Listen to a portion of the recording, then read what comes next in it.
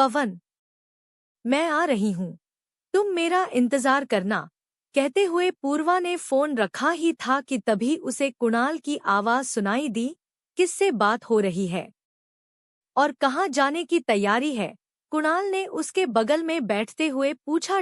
कुछ नहीं, बस एक सहेली से मिलने का प्रोग्राम बना रही थी, पूर्वा ने कहा। कुणाल ने पूर्वा के बालों को सहलाते हुए कहा, अच्छी बात है, दोस्तों से मिलते रहना चाहिए, रिश्तों में गर्माहट बनी रहती है। पूर्वा, कुणाल ने पूर्वा का हाथ अपने हाथ में लेकर कहा, मैं भले ही कभी यह न जता सकूं कि मैं तुमसे कितना प्यार करता हूँ, पर मैं जानता हूँ कि तुम जानती हो कि तुम ही मेरी जीवनी शक्ति हो, मेरा घर, परिवार, साहस सब तुमसे है। पूर्वा ने नजरें झुकाकर पूछा, आज यह बताने की जरूरत क्यों पड़ी? कुणाल ने सिर झटकते हुए कहा, कुछ खास नहीं, बस मन में एक बात आई तो मैंने कह दी। कुणाल ने उठते हुए कहा, चलो, तुम्हें कॉलेज छोड़ता हुआ ऑफिस निकल जाऊंगा। कार में बैठते हुए पूर्वा ने कुणाल को देखा। सांवला रंग, सामान्य धड़, गालों में पड़ती गहराइयों और भूरी आंखों वाला कुणाल। विवाह के 5 बरस बीत जाने के बाद अब भी ऐसा लगता है मानो वह कोई अजनबी हो। पूर्वा जितना कुणाल को पकड़ने की कोशिश करती, वह उतना ही दूर छिटक जाता था। जितनी बार वह यह सोचती कि अब वह कुणाल को पूरी तरह जानने लगी है, उतनी ही बार कुणाल का व्यवहार उसे चौंका देता था। ठीक शादी के बाद की पहली रात की तरह जब वह दुल्हन बनी, सहमी सिमटी सी बैठी अपने पति का इंतजार कर रही थी और कुणाल ने आते ही कहा था, पूर्वा, तुम कपड़े बदल लो, थक गई होगी। पूर्वा चौंक पड़ी थी। हिंदी फिल्मों में देखी गई सुहागरात की तरह वह अपने मन में न जाने क्या क्या सपने संजोए बैठी थी। कुणाल ने आगे कहा था, तुम मुझे ढलत मत समझना पूर्वा, पर हमारी शादी इतनी जल्दी में हुई है कि मुझे तुम्हें जानने और समझने का मौका ही नहीं मिला।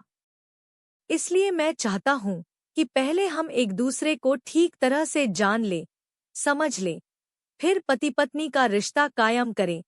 पूर्वा को कुणाल की बात तर्कपूर्ण लगी थी, फिर भी वह चौंक तो गई थी। फिर शादी के 6 माह बाद उन दोनों की सुहागरात मनी थी। पूर्वा कहाँ खो गई? कॉलेज आ गया। कुणाल ने उसे हिलाया तो वह अतीत के घेरों से निकल गाड़ी से उतर पड़ी। अंदर आते ही उसकी मित्र प्रो रक्षा ने उसका रास्ता रोक कर पूछा, आज पवन जी नहीं आए? हाँ, आज हमें जाना है, पूर्वा ने कहा तो रक्षा एकटक उसे ही देखती रह गई। पूर्वा, क्या कह रही हो? तुमने कुणाल को छोड़ने का फैसला कर ही लिया? हाँ, और मैं जानती हूँ कि इससे कुणाल को कोई फर्क नहीं पड़ने वाला। पूर्वा, तुम शायद आज तक कुणाल को समझ ही नहीं पाई हो। अरे, इतना सुलझा हुआ इंसान तो बड़ी किस्मत से मिलता है और तुम हो कि उसे ठोकर मार कर जा रही हो। पूर्वा के मन में रह कर रक्षा की बात कौंध रही थी। क्या मैं सचमुच आज तक कुणाल को समझ नहीं पाई? पर मैंने कोशिश तो पूरी की थी एक अच्छी पत्नी बनने की। कुणाल सचमुच ही कुछ अलग था। वह पूर्वा को अपना दोस्त मानता था और अपनी निजी स्वतंत्रता बनाए हुए उसे भी निजी स्वतंत्रता देना चाहता था। पर पूर्वा के संस्कारों को यही बात तो खटकती थी। वह एक ऐसे परिवार से आई थी जहां पति को ईश्वर का दर्जा दिया जाता था। उनकी हर बात को बिना किसी प्रतिवाद के माना जाता था।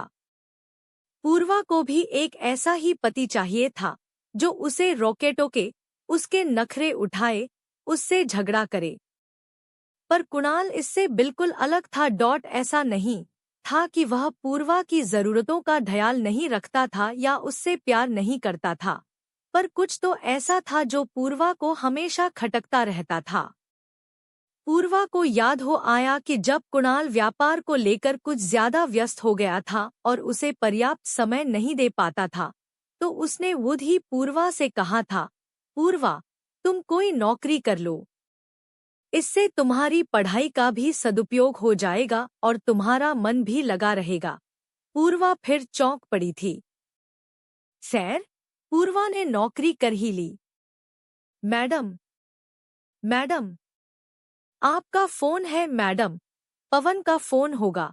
सोचकर पूर्वा ने फोन उठाया तो उधर से कुणाल की आवाज सुनकर फिर चौंक पड़ी।